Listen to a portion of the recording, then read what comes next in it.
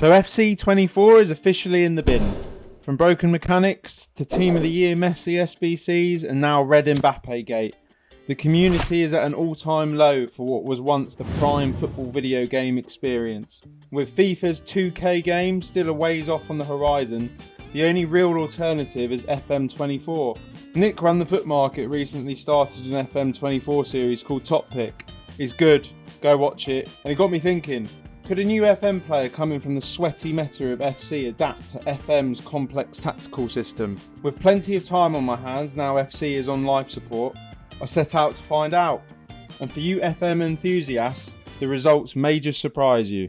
The meta formation in FC is 4-3-2-1. A bit of a misleading name as the two behind the striker are actually classed as centre forwards in game, meaning the formation is really a 4-3-3 with three super narrow forwards to increase passing options in and around the box. The width comes from the fullbacks, sitting high and wide. This allows for the ratty switching between them and it opens the door for the byline cutback sweat, as well as the whip pass plus playstyle abuse. To compound this ratfest, setting depth to over 71 depth creates an automatic gegenpressing AI machine. To mimic all of this in FM, I've created a tactic called the flat pack, as each line is flatter than piss on a plate. Champions Man City, relegation battle is Luton, and many a cold, wet, windy night in Stoke. A broad range of player levels to see how our FC tactic stacks up. Luckily, FC's tactic system is fairly simple and it's quite easy to implement in FM. The front three are all advanced forwards, with the two wider AFs told to dribble more and stay wider to mimic the sweaty cutback opportunities. The midfield three have each CM position duty, most importantly the central defensive CM to try and copy FC's stay back whilst attacking instruction. For entertainment purposes, both fullbacks are on complete wingbacks. In FC you would have usually one on stay back to cover the counter, but you know, there's a video on YouTube, so we're going to attack. In terms of instructions, they have cross more often, cross from the byline, run wide and shoot less. Again, to copy FC24's sweatback simulator. Team instructions are obviously super important too for this. We have a fairly narrow width as our two wider strikers are already set to get wider. Passing to space is important to open up play in a narrow system, whilst play out defence is necessary as we rarely see long balls from CBs in FC. FIFA obviously has an arcade pace, so we have a higher tempo whilst keeping passing directness on slightly shorter for the cutbacks, yet again. Hit early crosses is necessary for the whip pass plus FM equivalent, whilst run at defence and be more expressive are used to try and get FC's controlled sprint malarkey into FM. The automatic press in FC means we need to go full Jurgen Klopp on the pressing and transition instructions. It also means we need to use a high defensive line and high line of engagement, along with step up more and trigger press more often. We're going to simulate one season with each of the teams that I mentioned. I'm going to start with City and then work my way down to Stoke. I've left some timestamps in the description, so if you want to skip to your favourite team or just any of the teams that you care about, please go and look at that. As that's simulating, if you've got a spare 5 seconds and you haven't done so already, please do hit the like button, the subscribe button and all of that good stuff. It helps the channel out a lot. It's greatly appreciated. Like I said, it only takes 5 seconds and it helps get the content out to more people. So please do that if you haven't, and let's simulate. So yeah, we're starting with Man City, and what a start that is. Premier League champions on 87 points, which is actually quite low for a title winning team. I guess it's the average, but City have been doing so well over the years that it is a bit on the low side. But yeah, what a start. Title winning teams. I did actually think that we could get sacked during this simulation just because the tactic is so open.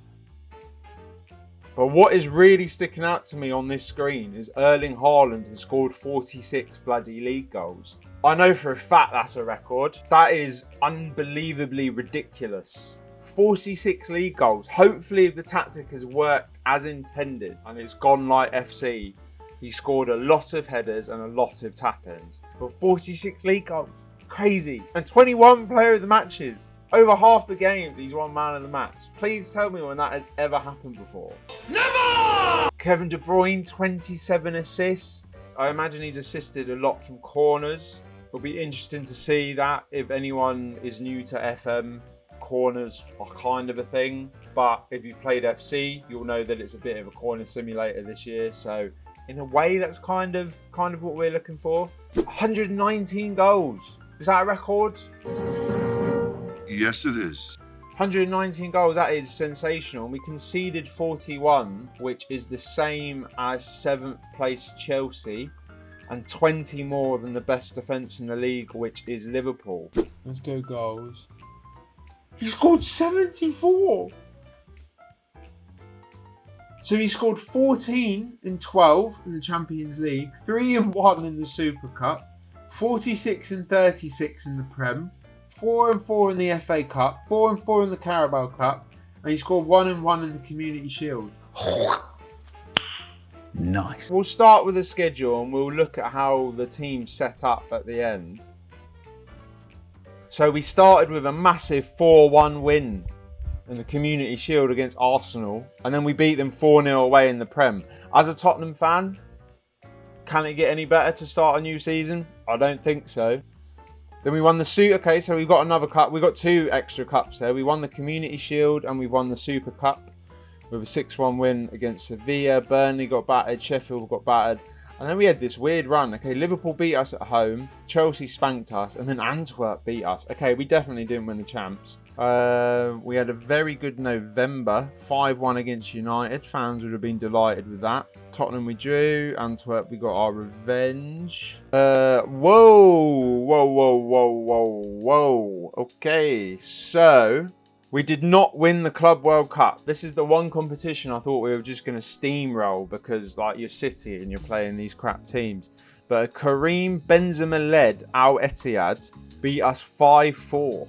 And then we needed penalties to get past Al Ahly.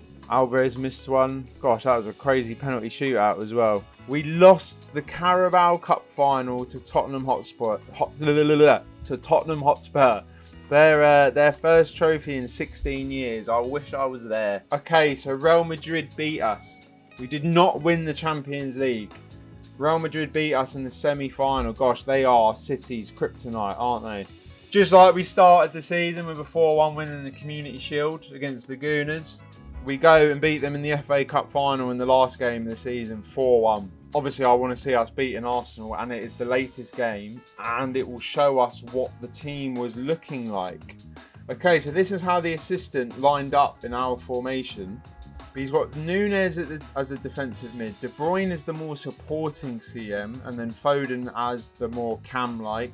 And then he's got Haaland as the left-sided centre forward, which, for anyone that does play FC properly, it is one of the more sweaty tactics to put a big man as one of the wider forwards and then cross from the opposite flank to the back post.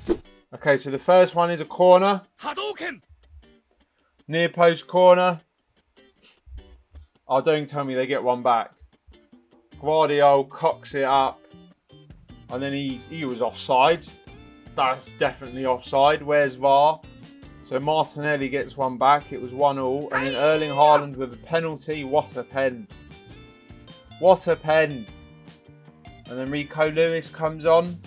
Haaland gets the ball. Little cheeky 1-2. It's a 1-2-3 of the cup back. Oh. Is this FC or FM? Go on, where's Walker? There's Walker. Whip it. Whip it.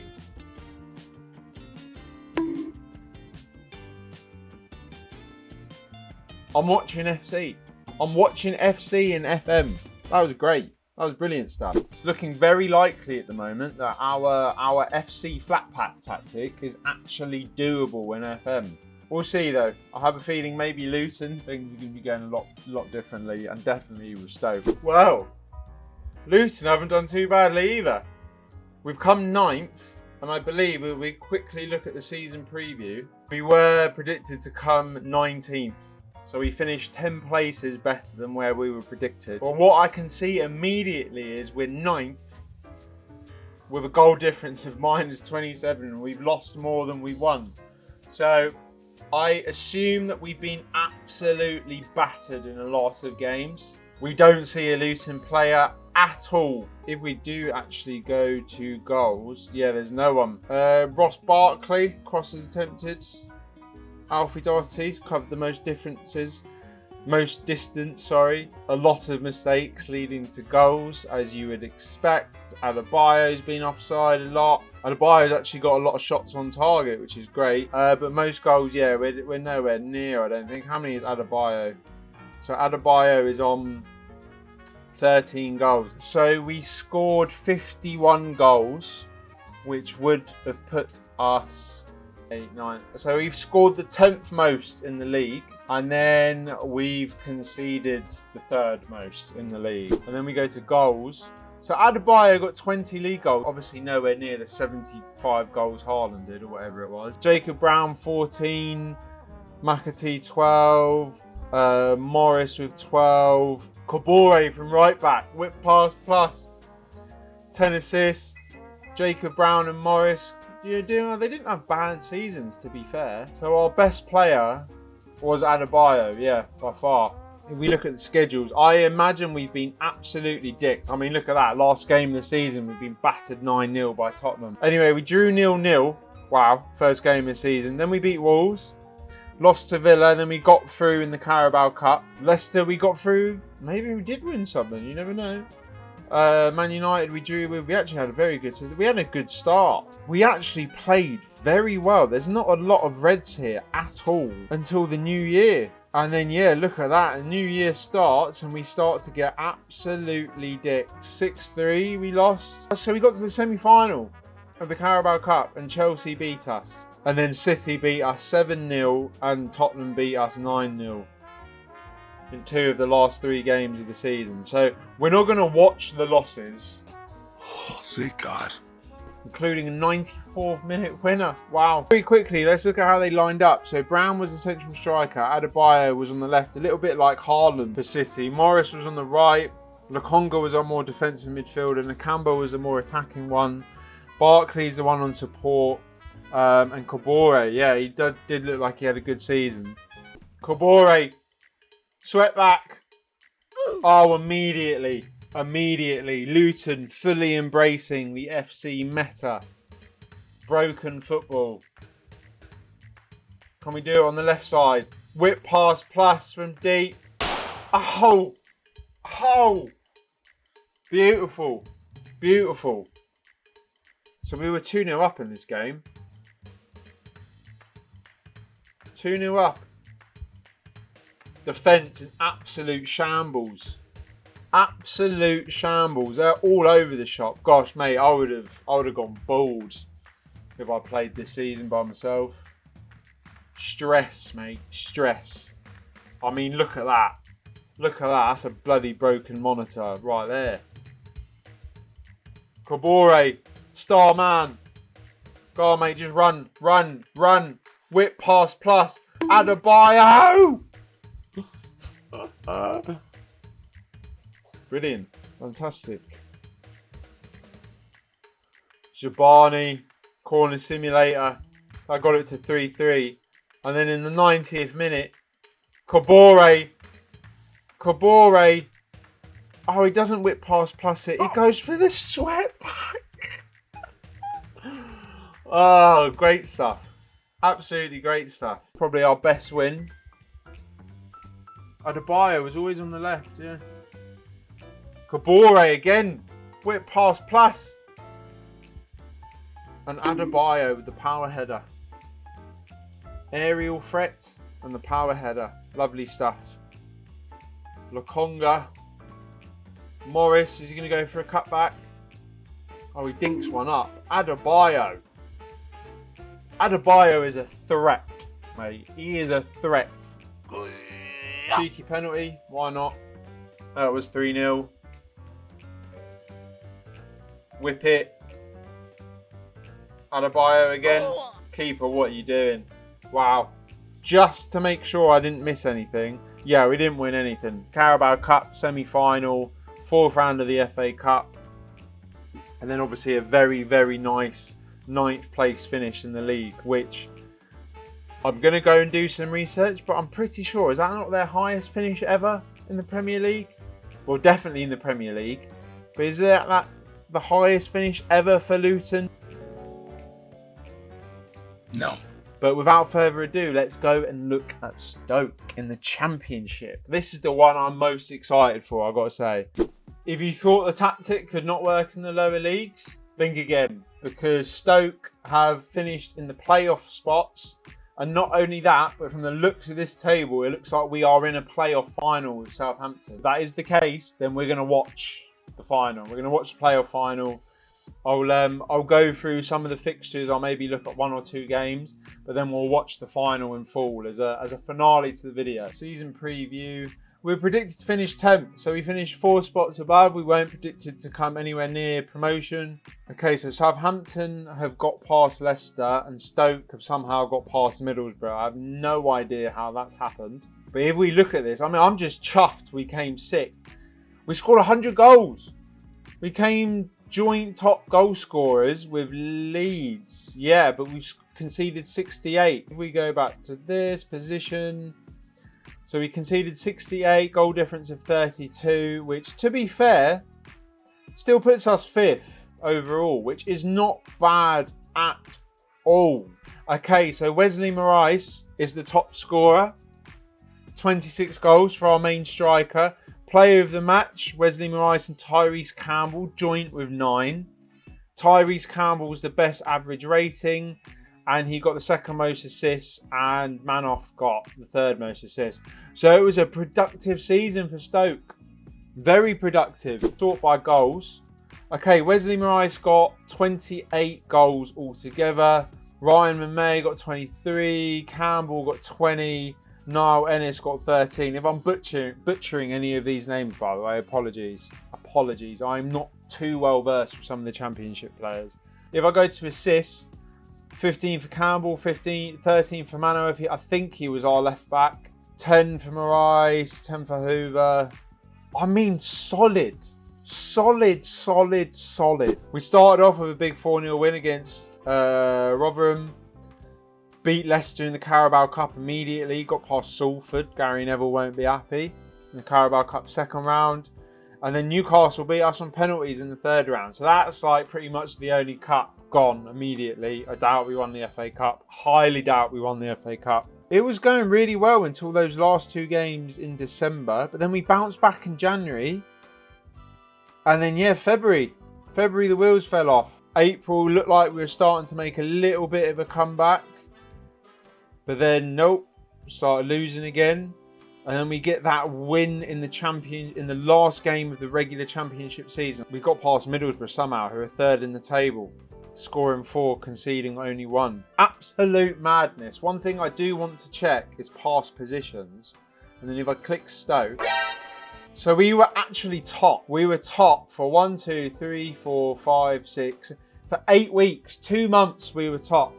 And then we just dropped and dropped and dropped. The legs ran out. Started to make a little bit of a comeback. But then we dropped again. Leicester 5-2.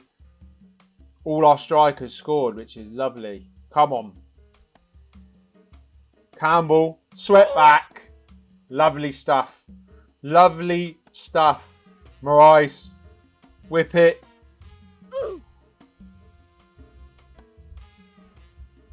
Sweatback City, Sweatback City. And again. And again.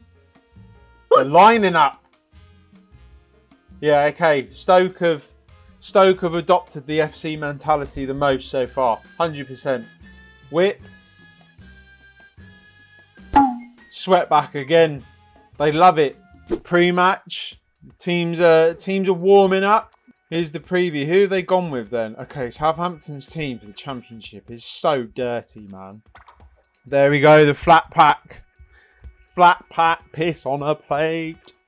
5 minutes in. Oh no. Oh no. Oh, he's hit the bar already. He's hit the bloody bar already. Win that. Good lad. Good lad. So who's he gone with? Who the hell is Vidigal? Vidigal is the starting striker. Up top. Moraes is on the right. Whip pass. Pass! Oh! Now, obviously the centre-backs are on ball-playing defenders, right? Which is probably why when we were with Luton, it said that the centre-back had made loads of mistakes. Sweat it back. Hadouken! Oh, what a finish. Wesley Moraes. 1-0 up, 11 minutes in. Who needs the other 2 strikers when you got him on fire? I can sense a goal's coming here because it's a long-ass highlight. Che Adams. What a pathetic goal that is. Went for the sweat back, bounced back straight to him. Superb team goal, commentator. You are on one, mate. That's a great ball. But then watch this.